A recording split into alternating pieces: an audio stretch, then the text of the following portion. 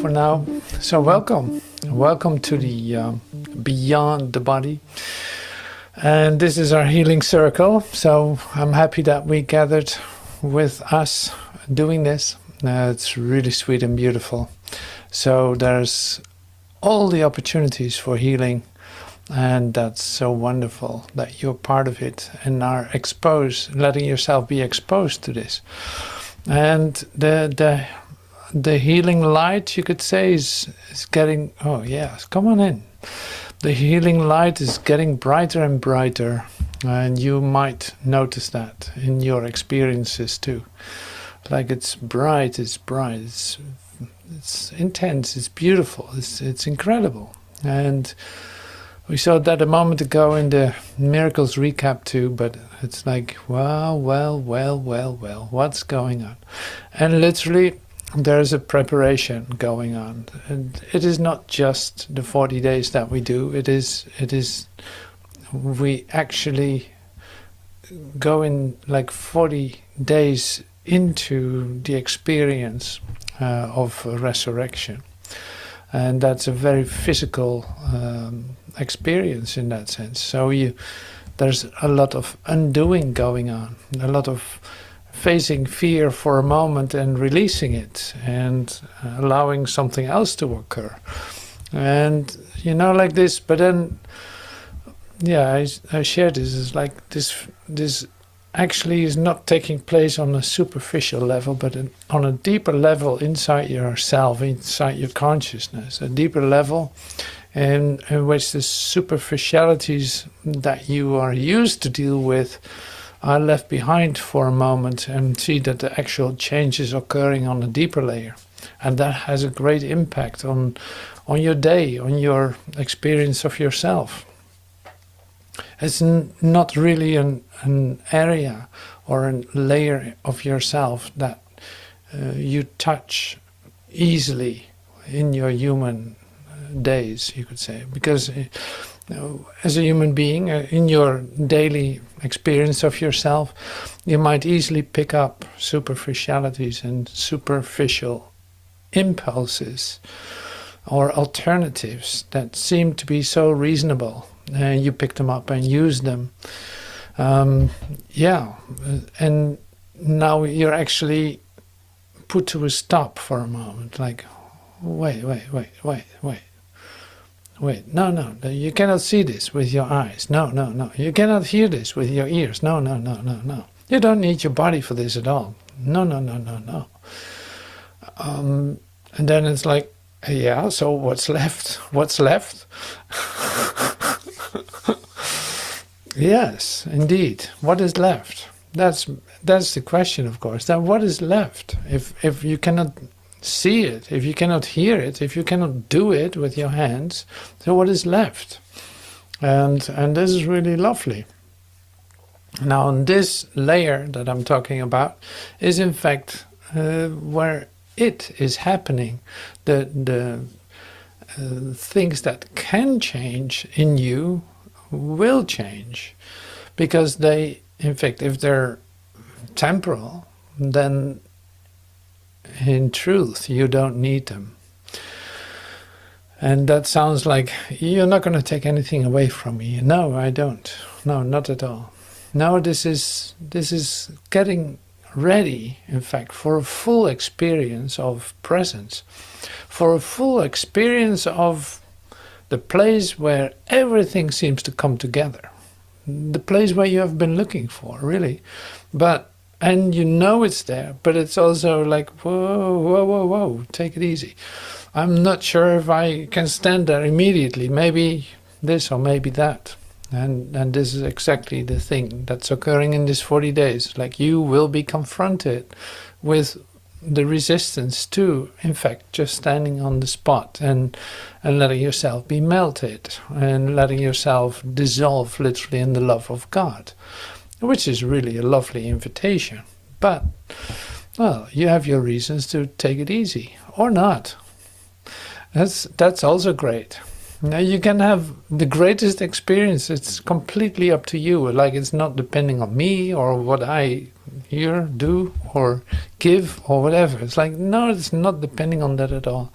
This is literally you allowing that to occur to you is where the happening will take place. It doesn't depend on anything else. Now, that's already good to know. Huh? That's already an insight, in fact. Like, oh, it doesn't depend on anything else. No, that's right. So it really comes down to, what am I open for? What am I willing to experience? Am I going for the adventure, or am I choosing the options that I already know? This you've mentioned this many times. Am I looking for a quick fix, a quick solution, or can I be patient enough to just sit still and be still and wait and listen and slow down and letting things occur, let it happen, instead of doing it. So this, you will recognize this, like we're on day 27 of the 40 days, or 28, 28, and this is what's occurring. It's like you learn to slow down, you learn to stand still, you learn to wait for a moment, not respond immediately, but first give, in fact, light a place before anything else. Let the light do the work. It's not really up to you to do anything. Let the light do the work. Let not your mind be troubled. Let not your mind be concerned with all kinds of things. Like, no. Hand it over. Now be patient. No, yeah, it feels like losing control, but here's the thing. You never had control. So now there's not a change in that sense. It is just, you're not going to hurt yourself with your ideas. So here, this is the healing circle that we find ourselves in the middle of. Now, you probably read it somewhere by this time. It's like, prayer is the medium of miracles. And prayer is really like being still, allowing the light to move forward, standing still. Literally choosing for the alternative instead of your own solutions. Quieting down, relaxing into the moment to let something else occur. This is what prayer is. In fact, admitting to your trust that you're in good hands. So that is the safety that's being offered, and that works 100%. Like, you can totally trust that. So that's what we're going to practice first with a part from the Song of Prayer, which is, I think, the sixth volume of the Urtext. I'll read it to you.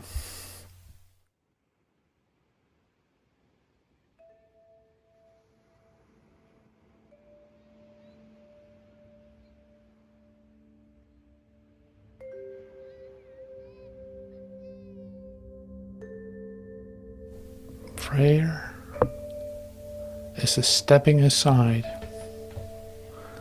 a letting go, a quiet time of listening and loving.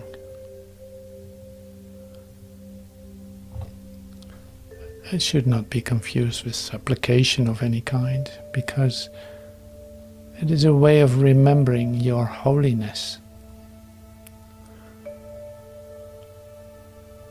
Why should holiness entreat? Being fully entitled to everything love has to offer. And it is to love one goes in prayer. Prayer is an offering, a giving up of oneself, to be at one with love. There is nothing to ask, because there is nothing left to want. And that nothingness becomes the altar of God. It disappears in Him.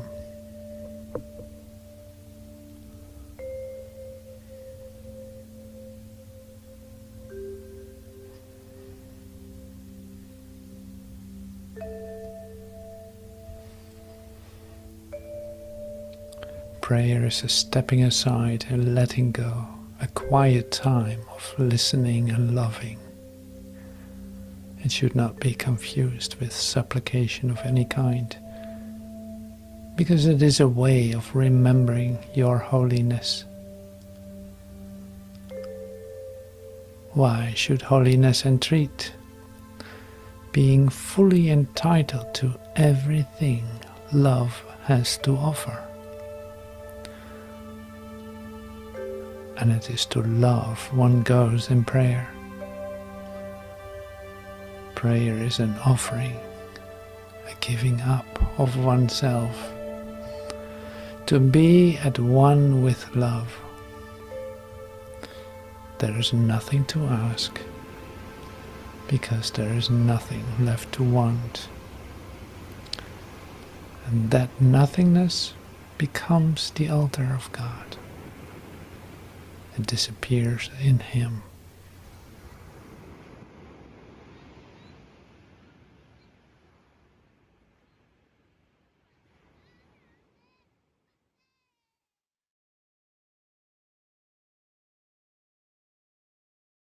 This tape is called The Little Hindrance, and we're listening to 10 minutes of reading from the Course in Miracles. You who still believe you live in time and know not that it's gone, the Spirit still guides you through the infinitely small and senseless maze you still perceive in time, though it is long since gone.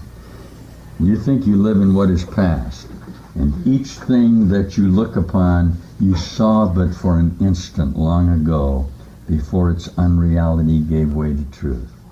Not one illusion still remains unanswered in your mind. Uncertainty was brought to certainty so long ago that it is hard indeed to hold it in your heart as if it were before you still. So stop doing it. Okay? The tiny instant you would keep and make eternal, and you're trying to do that, passed away in heaven too soon for anything to notice that it ever was there. Some of you guys, when you climb into your new associations, for some of you it'd be like climbing out of a manhole up into heaven. You come onto the streets of heaven and people will look at you in amazement and say, "Where are you coming from?" And you'll say, "You mean you don't know about all that stuff going on down there?" And they will have absolutely no understanding of it at all. Okay. Except one of the guys that might reach down and help you and pull you up. And he'd stand there just in case you should try to get out that way. But most of that's the borderland, you see. There's always that contingency of perceptual perfect association to help you out with this, because you've placed it there as a guideline to help you at that door that you're coming out of. Okay. What disappeared too quickly to affect the simple knowledge of the Son of God can hardly still be there for you to choose to be your teacher. Where? Only in the past, and ancient past, too short to make a world an answer to creation, did this world appear to rise. So very long ago, for such a tiny interval of time that not one note in heaven's song was missed. Ready?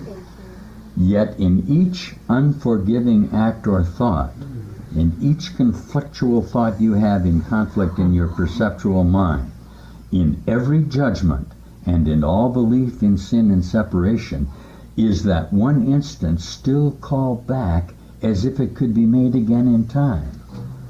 You keep an ancient memory before your eyes, and he who lives in memories alone is unaware of where he is. Is this a hindrance to the place whereon he stands? Is any echo from the past that he may hear a fact in what is there to hear of where he is now?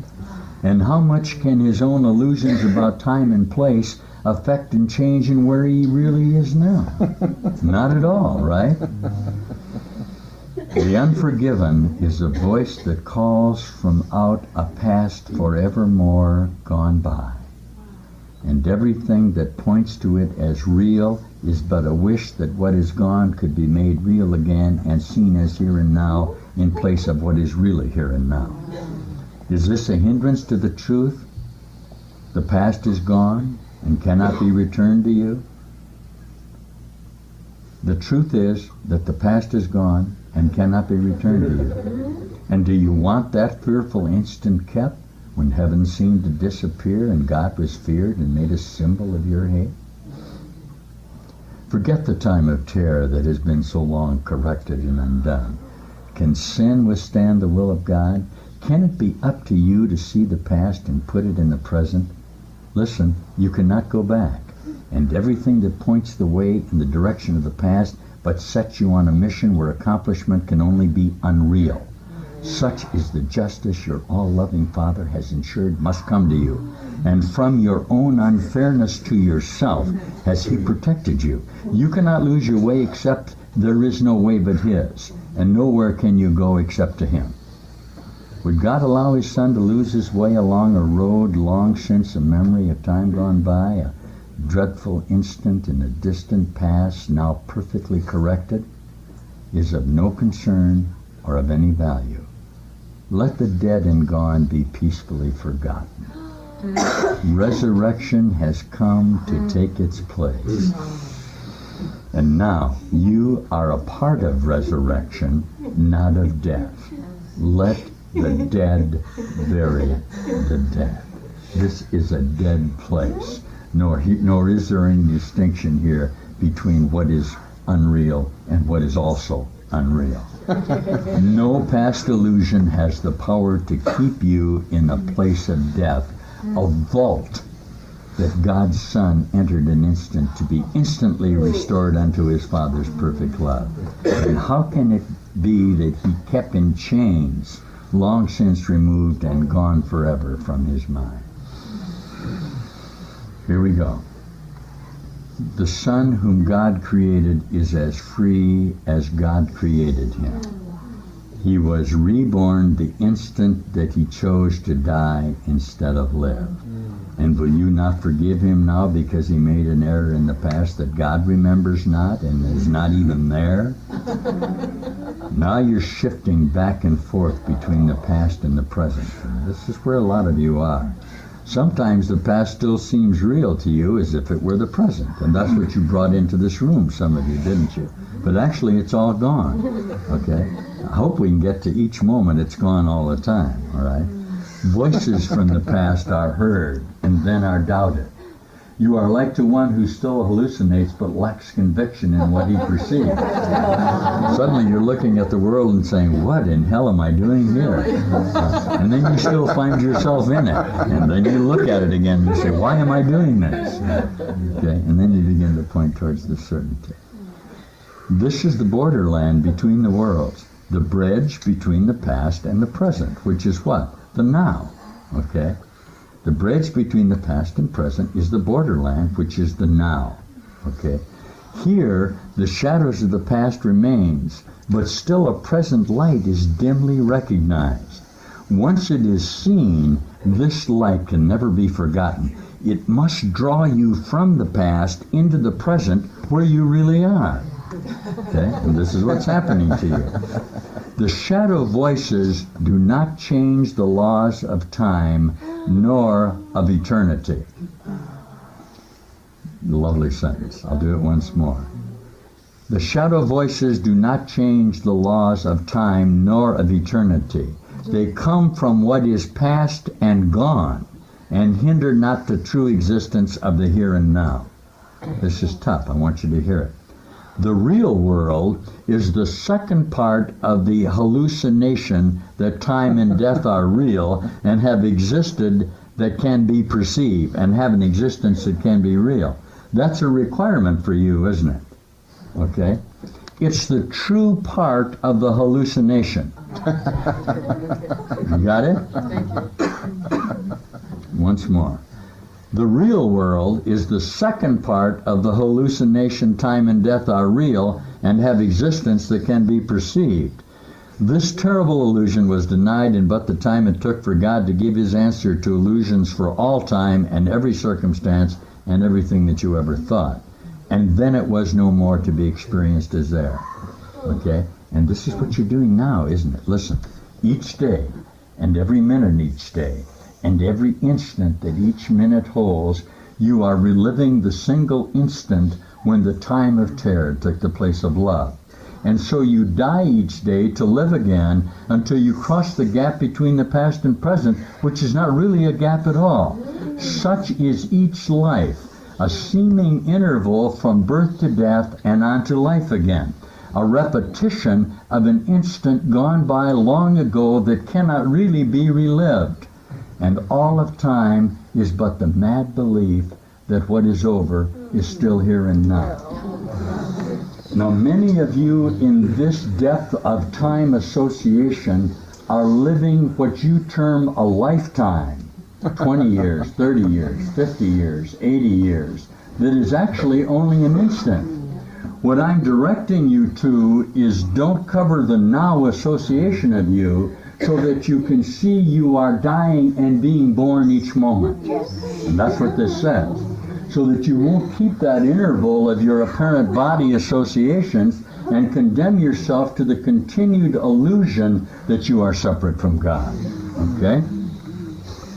Forgive the past and let it go. Why? It's gone. You stand no longer on the ground that lies between the worlds. You've gone on and reached the world that lies at heaven's gate. And there is no hindrance to the will of God, nor any need that you repeat once again and once again and once again a journey that was over a long time ago. Look gently on your brother and behold a world in which perception of your hate has been transformed into a world of love. All right. So thank you for joining in that. So there's a lot shared, of course, but I wanted to give this, like I could have read it myself too, but it's like this is different because suddenly you're part of a circle, and this is our healing circle. Like it's not limited to anything, not to anyone or anything, and so I will bring back some of the expressions that you've heard. But in the meantime, I want to invite you, if you want to do like a healing request, let me know, like in a personal chat or so, in the chat here in Zoom, what that would be. Just in one sentence or so. Like, that's a possibility, because we're going to spend some time in a moment that you could call like a healing circle. Of course, it's a whole meeting like that, but to bring in something that you want to ask for, even though you recognize, I give it, I come with this request to let it be taken from me, not to keep it, not to treasure it, not to be proud of it, not to be fixing something, but just to release my mind of it. Really, it's like that. So anything is welcome, and your name will not be mentioned, and nothing will be mentioned. It's just for you. Send me a personal message. That's the easiest, and then we release that, and we will be still with that also in a moment. Now I'll bring back some of the expressions that you've heard here, because they're so beautiful. So I don't want to miss out on that, even though I don't know what to do, because it seems like, wow, there's so much to offer. And you cannot do everything at once, in a certain sense. Peacefully forgotten. To you who still believe you live in time and know not it is gone, the Holy Spirit still guides you through the infinitely small and senseless maze you still perceive in time, though it has been long since gone. So this tells you something about the world that you are experiencing, of what you call your life. You think you live in what is past. Each thing you look upon you saw but for an instant long ago, before its unreality gave way to truth.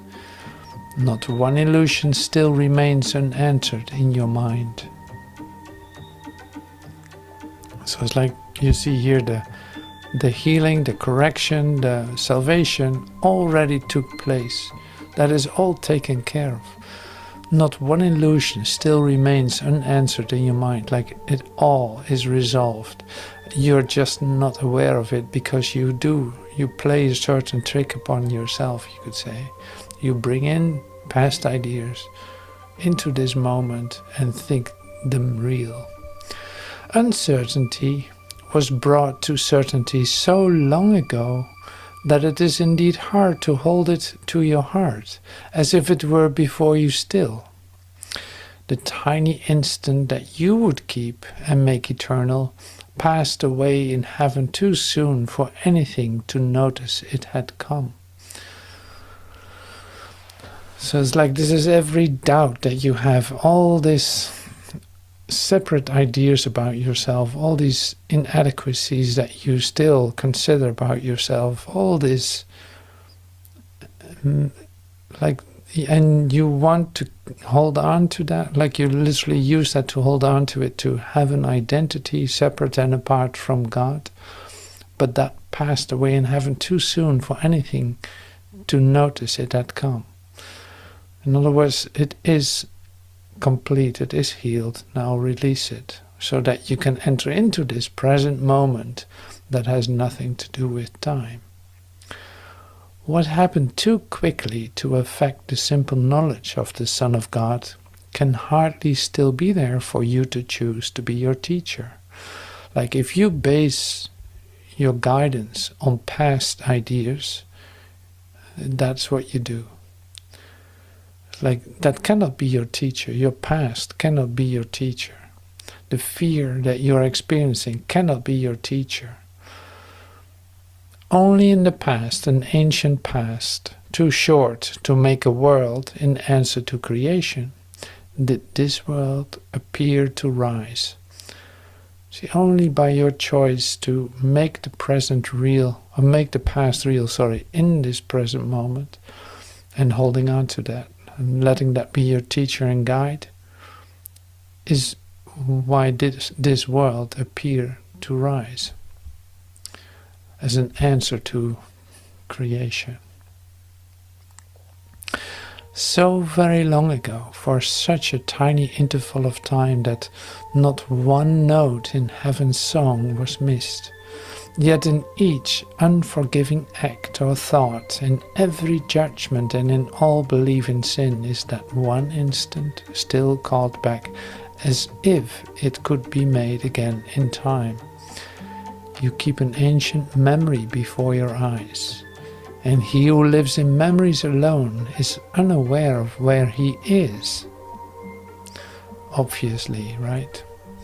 Obviously. So, but you do that with every unforgiving act or thought, and every judgment, every belief in sin, thinking that there are differences, thinking that someone is better off than you, or you are better off than someone else, and on and on and on, thinking that there's such thing as lack of limitation, thinking that there's such thing as pain and sickness. You bring that back into time, into this present moment, and cover it up with it. He who lives in memories alone is unaware of where he is. Now this course will teach you only what is now. A dreadful instant in a past, in a distant past, now perfectly corrected, is of no concern or value. Let the dead and gone be peacefully forgotten. Resurrection has come to take its place, and now you are part of resurrection, not of death, not of past, not of judgment, no, of resurrection.